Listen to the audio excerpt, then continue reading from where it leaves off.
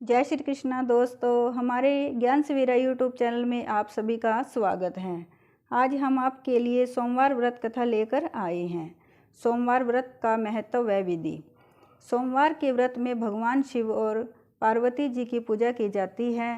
प्राचीन शास्त्रों के अनुसार सोमवार के व्रत 3 तरह के होते हैं: सोमवार, 16 सोमवार और सौम्य प्रदोष। सोमवार व्रत की विधि सभी व्रतों में समान होती है। शिव पूजा के बाद सोमवार व्रत की कथा सुननी आवश्यक है। सोमवार व्रत सूर्योदय से प्रारंभ कर तीसरे पहर तक किया जाता है। व्रत में फलाहार व किसी तरह के भोजन का विशेष नियम नहीं है, लेकिन व्रत करने वाले को दिन में केवल एक बार भोजन करना चाहिए।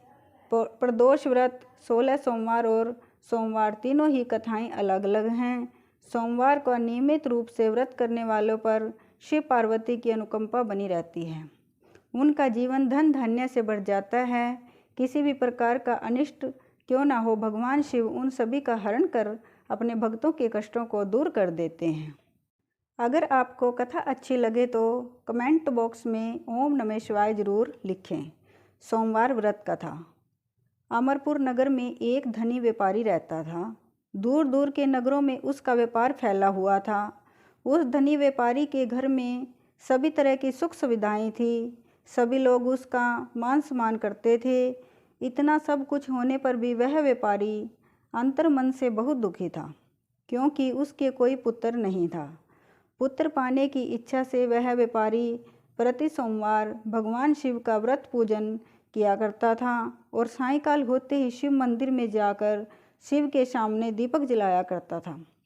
उस व्यापारी की भक्ति भावना को देख एक दिन पार्वती जी ने शंकर भगवान से कहा, हे प्राणनाथ, यह व्यापारी आपका सच्चा भक्त है। कितने दिनों से यह नियमित सोमवार का व्रत और पूजन कर रहा है। आप इस व्यापारी की मनोकामना अवश्य पूर्ण करें। भगवान शिव ने मुस्कुराते हुए कहा, हे पार्वती, इस संसार में सबको उनके कर्म के अनुसार फल की प्राप्ति होती है। यदि कोई नीम का वृक्ष लगाता है तो उसको कड़वी निबोली ही मिलती है। अतः प्राणी जैसा कर्म करते हैं उन्हें वैसा ही फल प्राप्त होता है। शिव के उत्तर से पार्वती जी संतुष्ट ना हुई। वह उनसे बार बार आग्रह करने लगी। पार्वती जी का आग्रह देखकर भगवान शिव ने कहा, तुम्हारे आग्रह करने पर मैं इस व्यापारी को पुत्र प्राप्ति का वरदान देता हूँ, लेकिन इसका पुत्र 12 वर्ष से अधिक जीवित नहीं रहेगा। भगवान शिव ने स्वप्न में उस व्यापारी को दर्शन देकर उसे पुत्र प्राप्ति का वरदान दिया और उसके पुत्र के 12 वर्ष तक जीवित रहने की बात भी बताई। भगवान के वरदान से व्यापारी को खुशी भी हुई, लेकिन पुत्र की अल्प आयु की चिंता ने उस खुशी को नष्ट कर दिया। व्यापारी पहले की तरह सोमवार का विधिवत व्रत करता रहा। कुछ महीने बीत जाने पर व्यापारी की पत्नी ने गर्भ धारण किया। 9 महीने पश्चात उसके घर अति सुंदर पुत्र उत्पन्न हुआ। पुत्र जन्म से व्यापारी के घर में खुशियां भर गई। बहुत धूमधाम से पुत्र जन्म का समारोह मनाया गया, लेकिन व्यापारी को पुत्र जन्म की अधिक खुशी नहीं हुई, क्योंकि उसे पुत्र की अल्पायु का रहस्य पता था। व्यापारी ने पुत्र की अल्पायु का रहस्य घर में किसी को नहीं बताया था। विद्वान ब्राह्मणों ने उस पुत्र का नाम अमर रखा। जब उस व्यापारी का पुत्र 12 वर्ष का होने को था तो उसने शिक्षा के लिए उसे बनारस भेजने का निश्चय किया। व्यापारी ने अपने साले को बुलवा कर कहा, दीपचंद, अमर को बनारस छोड़ाओ, यह वहाँ रहकर शिक्षा प्राप्त करेगा। व्यापारी ने दीपचंद को बहुत सा धन देकर अमर के साथ विदा किया। रास्ते में जहाँ भी अमर और दीपचंद रात्रि में विश्राम के लिए ठहरते थे, वहीं यज्ञ करते और ब्राह्मणों को भोजन कराते थे। लंबी यात्रा के बाद अमर और दीपचंद एक बड़े नगर में पहुँचे। उस नगर के राजा की कन्या के विवाह की खुशी में पूरे नगर को खूब सजाया गया था। निश्चित समय पर बारात आ गई, लेकिन वर के एक आंख से काना होने के कारण वर का पिता बहुत चिंतित था। उसे इस बात का भय सता रहा था कि राजा को वर के काना होने का पता चलने पर कहीं वह विवाह से इनकार ना कर दे। राजा ने इनकार कर दिया तो बारात को वापस ले जाना पड़ेगा। यदि ऐसा हुआ तो उसकी बहुत बदनामी होगी। वर के पिता ने व्यापारी के बेटे अमर को देखा तो उसके मस्तिष्क में एक विचार आया। उसने सोचा, क्यों न इस लड़के को दूल्हा बनाकर राजकुमारी से विवाह करा दूं। विवाह के बाद इस लड़के को धन देकर विदा कर दूंगा और मैं राजकुमारी को अपने नगर में ले जाऊंगा। वर के पिता ने अमर और उसके मामा दीपचंद से बात की। दीपचंद ने धन मिलने के लालच में वर के पिता की बात स्वीकार कर ली। अमर को दूल्हे के वस्त्र पहनाकर राजा की बेटी राजकुमारी चंद्रिका से उसका विवाह करा दिया गया। राजा ने बहुत सा धन देकर राजकुमारी को विदा किया। अमर राजकुमारी से सच्चाई छिपा ना सका।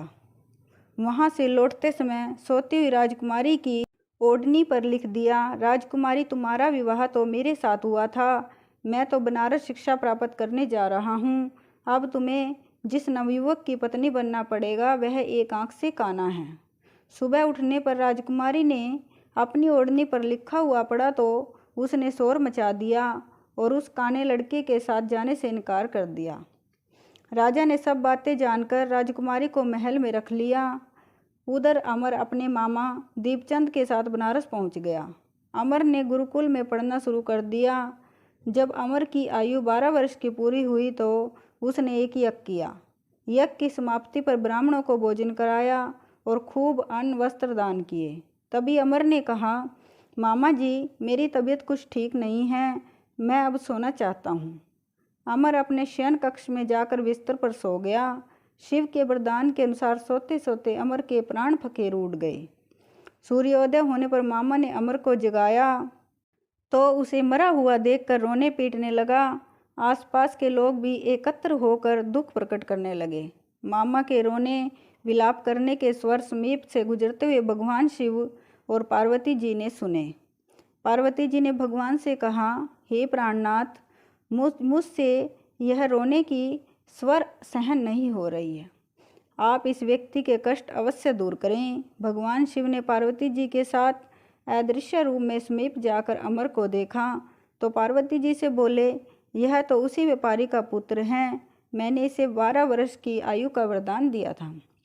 इसकी आयु पूरी हो गई है तो इसके प्राण पखेरु उड़ गए। पार्वती जी ने शिव से निवेदन किया, हे प्राणनाथ, आप इस लड़के को जीवित करें, नहीं तो इसके माता पिता पुत्र की मृत्यु के कारण रो रो कर अपने प्राणों का त्याग कर देंगे।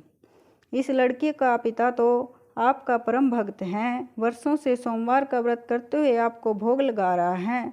पार्वती जी के आग्रह करने पर भगवान शिव ने उस लड़के को जीवित होने का वरदान दिया तो कुछ ही पल में वह जीवित होकर उठ बैठा। सारा वातावरण खुशियों से भर गया। शिक्षा का समापन करके अमर अपने मामा दीपचंद के साथ अपने नगर की ओर चल दिया। दोनों चलते उसी नगर में पहुँचे जहाँ अमर का विवाह हुआ था। उस नगर में भी अमर ने यज्ञ का आयोजन किया। समीप से गुजरते हुए नगर के राजा ने यज्ञ का आयोजन देखा। राजा ने अमर को तुरंत पहचान लिया। यज्ञ समाप्त होने पर राजा अमर और उसके मामा को महल में ले गया और कुछ दिनों उन्हें महल में रखकर बहुत सा धन वस्त्र आदि देकर राजकुमारी के साथ विदा कर दिया। दीपचंद ने नगर में पहुंचते ही एक दूत को घर भेजकर अपने आगमन की सूचना भेजी। अपने बेटे अमर के जीवित वापस लौटने की सूचना से व्यापारी बहुत प्रसन्न हुआ। व्यापारी ने अपनी पत्नी के साथ अपने को एक कमरे में बंद कर रखा था। भूखे प्यासे रहकर व्यापारी और उसकी पत्नी बेटे की प्रतीक्षा कर रहे थे। उन्होंने प्रतिज्ञा कर रखी थी, यदि उन्हें अपने बेटे की मृत्यु का समाचार मिला तो दोनों अपने प्राण त्याग देंगे। व्यापारी अपनी पत्नी और मित्रों के साथ नगर के द्वार पर पहुंचा। अपने बेटे का विवाह का समाचार सुनकर पुत्र वधू राजकुमारी चंद्रिका को देखकर व्यापारी की खुशी का ठिकाना नहीं रहा। उसने अमर को छाती से लगाकर बहुत प्यार किया। उसी रात भगवान शिव ने स्वप्न में आकर कहा, ए श्रेष्ठी, मैंने तेरे सोमवार के व्रत करने और व्रत कथा सुनने से प्रसन्न होकर तेरे पुत्र को लंबी आयु प्रदान की है। व्यापारी बहुत प्रसन्न हुआ। सोमवार का व्रत करने से व्यापारी के घर में खुशियां लौट आई। शास्त्रों में लिखा है कि जो भी स्त्री पुरुष सोमवार का व्रत विधि पूर्वक करते हैं और व्रत कथा सुनते हैं, उनकी सभी इच्छाएं पूर्ण होती हैं।